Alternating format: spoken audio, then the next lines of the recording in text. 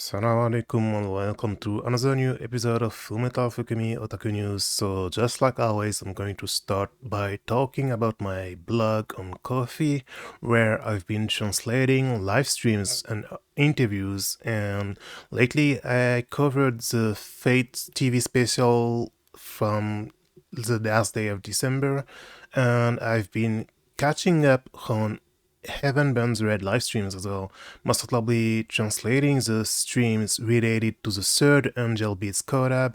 So if you're interested in that, you should definitely check it out because I'm not including any spoilers or anything. So even if you're only playing the English version of the game, this is pretty interesting to read.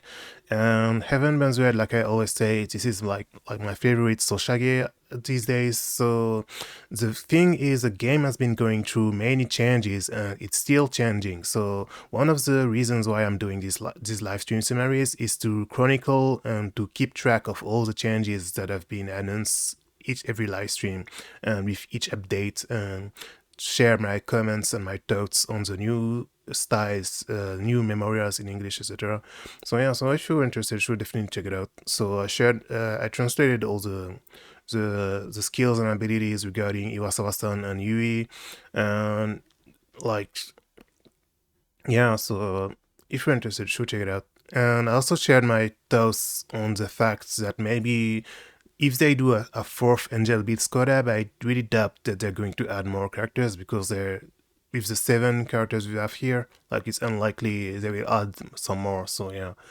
And I'm really looking forward to what they're going to do for the 3rd anniversary of the game, because like I always say, usually the Angel Beats collab happens at the anniversary, but this time they did it 2 months before the anniversary. So every Heaven Burns Red Japanese player, people who play Japanese and the Asia version in general, we're all expecting something big for the 3rd anniversary of the game if they actually didn't save the Angel Beats collab for this. So maybe because Key is going to air a Summer Pocket anime, maybe they're going to do a Summer Pocket collab, or maybe they're going to do something completely different. So I'm really looking forward to this.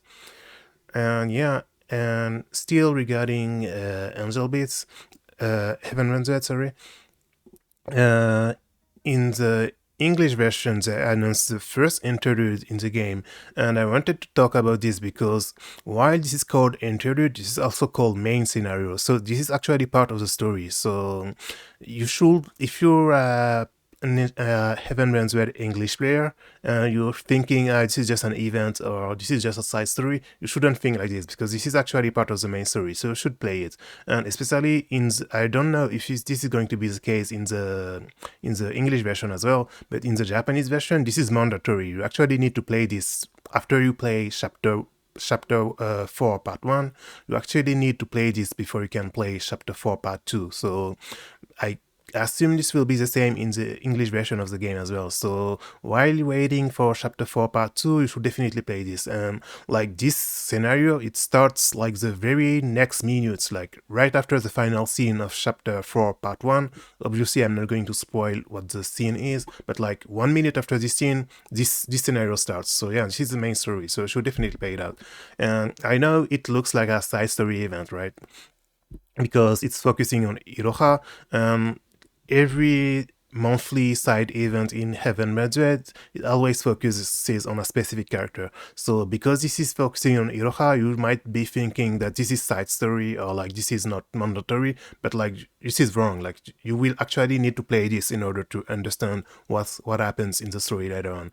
And I'm showing you the trailer because thankfully there's no actual spoilers, but yeah, this is like a very important main story thing. So there's a lot of spoilers, so you should play, basically make sure to play this after playing chapter 4 part 1. So yeah, that's just what I wanted to talk about, because yeah, the name interlude, and even in Japanese as well, in Japanese they're called, these chapters are called dansho, so it means like it's like interlude. Yeah, interlude is a correct is how you translate it.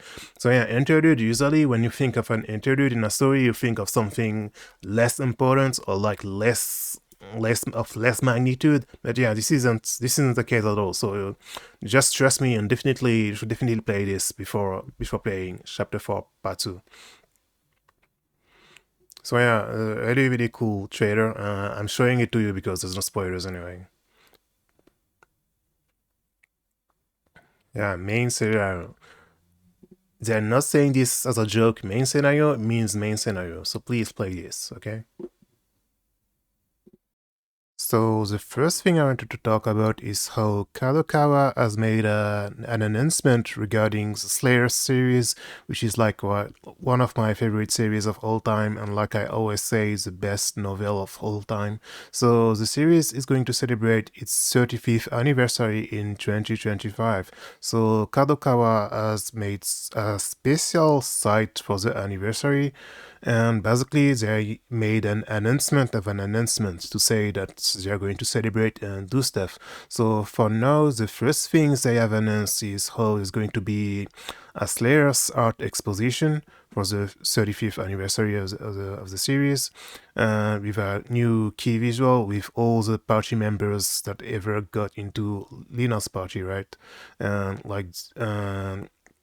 they also announced brand new merch with some with the 35th anniversary illustration, a brand new illustration, a kakioroshi illustration by the illustrator of the light novel Araizumi Rui Sensei. So they're going to sell merch. I think they ship outside Japan as well. So if you're interested, you should look up the details. And they also announced that the Slayer's light novels, the original light novels, has now over 22 million volumes in circulation in Japan. And this isn't worldwide; this is only in Japan. So this is pretty cool news. We're seeing that Slayers, like when it comes to older fans, anime fans around the world, especially in the US nowadays, like since these last 10 years, the light novel has been released in the US as well. So if you count the other countries and other markets, it's probably even more bigger. And in comparison, you can look at this ranking of all the light novels in Japan and their global volumes in circulation. So now Slayers is like at 1, 2, 3, 4, 5, 6 place with this new announcement. And like the first one is Slime with 45 million, which is like incredible. Obviously I knew Slime that Taken is extremely popular, but I never actually checked the numbers, so I didn't know it was that popular. And I also know that in this ranking, by the way, in this ranking, the red marks as the results, the numbers for the worldwide market. So this is 45 million, but only in Japan. And this is crazy because I'm French, right? And I know that Slime that Taken is actually pretty popular in France. I'm pretty sure the novel is getting released here as well. So I'm really wondering, like, if you actually had a worldwide number, like maybe this would go maybe up to 100 million, and like I don't know, like probably not that much. Like I'm exaggerating, maybe 50 million, I guess. Maybe 50 or 60 million if it was worldwide. So yeah. And in second place, we have Kisuria no Hitorigoto. And like, I like this series personally. I like the series a lot. I read the manga adaptation by Square Enix for like 6 or 7 years, ever since it started, basically. And recently, I've been watching the anime adaptation with my family as well. This is one of the few anime I'm watching because I can watch it with my family, and I like it a lot. But personally, I don't think it's that good either. So I've always been kind of surprised that it's so popular, Xudia, because personally, I don't think I do like it a lot, but I don't think it's like a masterpiece or anything. And in third place, you have the Tuaru series, like Rail Decks in English fans. We call it Rail Decks because it's Index and Railgun and all these like Tuaru series. Tuaru Majutsu no Index, Tuaru Kagitsu Nantoka no Railgun toka. I never really got into this series. I never watched the anime. It was like the first anime adaptation was maybe 15 years ago because it was really popular in anime blogs back when I was still going there. Back when it was still the era of anime blogs before blogging took over with Twitter. And I never really got into the series. And I don't think I will, to be honest. I've never been that interested in it. And then in fourth place, you have Sword Art Online, and Sword Art Online is worldwide. So yeah, 30 million volumes in circulation worldwide. And Sword Art Online is also very popular in the US, in France, and like in everywhere in the world. So yeah, fourth place for Sword Art Online. And then in fifth place, you have Mahoka no Yutose, Mahoka no Rettose, and whatever. I don't like this series. I never really got into it, and I don't really want to get into it. Like, I'm not interested. But yeah, this is also a very popular series for like maybe 10 years now. And then you have Slayers, and then you have Haruhi. And Haruhi is a series I like a lot, but sadly I don't really care about it that much these days, so I still like it. But honestly, if even if they actually announce a new anime, a new Suzumiya Haruhi anime, I'm not even sure if I would actually watch it, because like I don't really care that much about the series nowadays. Even though I do still like it, but like it's a kind of it's a case this is this kind of cases where I still like the series, but I don't really care about what happens next. So I'm not really interested in reading. And speaking of which, I actually never read the Haruhi novels, and I don't think I ever will, because I don't really care about what happens next anymore. Because I kind of lost interest with the second season and the movie, like 15 years ago. So yeah, so Slayers 22 million copies in circulation. So for now, they haven't announced anything.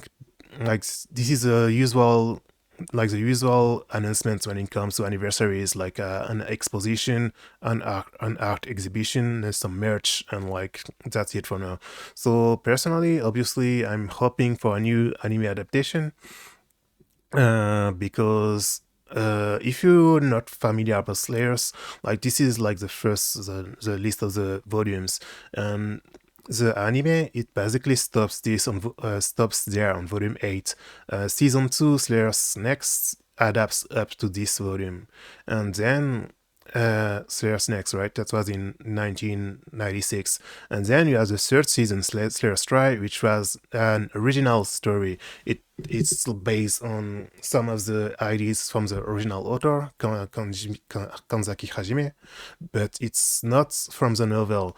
So ever since then, they never actually adapted starting this volume, starting volume 9. And like volume 9, 10, 11, 12, 13th, 14th, 15th. And like this was released like in 2000 a year. And from volume 8 to volume 15, this was never adapted to anime. So I'm hoping for an anime adaptation of these volumes one day. And then this was the volume released in 2000s, and this is like the first end of the series, but it wasn't actually the end, because the author never actually said this is the end. But this was like an end of sort. It was the end of the arc that started in volume 8 at least. Like the volume 9, I mean. Like volume 9 to volume 15 is basically the same arc, and then the arc ends there, and then the series was like the series stopped, but it wasn't over. And then in 2018, the author announced and released a brand new volume, and then it continued, and now we're currently at volume 17. So I'm wondering, maybe they could try to skip this and actually make a new anime adaptation starting volume 16, because anime adaptations, like I was saying, in a way, all adaptations, they're advertisements, they're ads. So maybe in order to advertise the ongoing new volumes, they could try and make an anime adaptation starting volume 16, right? So this is a possibility. Another thing I'm dreaming about regarding Slayer's announcements and regarding new Slayer's projects is how Slayer's has a lot of different continuities, and most notably, Slayer's has a lot of different manga adaptations besides the novels, and one of the manga I really like was Slayer's Night of the Aqualord, which was in 20. 2003. And this manga was actually based on a canceled game project. And the way the manga is written, it's very RPG-like because you can tell, and the way it was initially a story for a game because it's very RPG-like. And I was saying Slayers has different continuities, and this is one of the different continuities. And basically, at the end of this manga, Lina and Gary, they end up like with a very, they end up patching up and meeting new characters, and they start a new adventure together. So one of my biggest dreams would be to see some kind of sequel to this manga, and maybe even like a real game adaptation of the manga, to because it was initially supposed to be a game, or maybe an anime adaptation as well, because this is like one of my favorite parts of Slayers. This is this manga.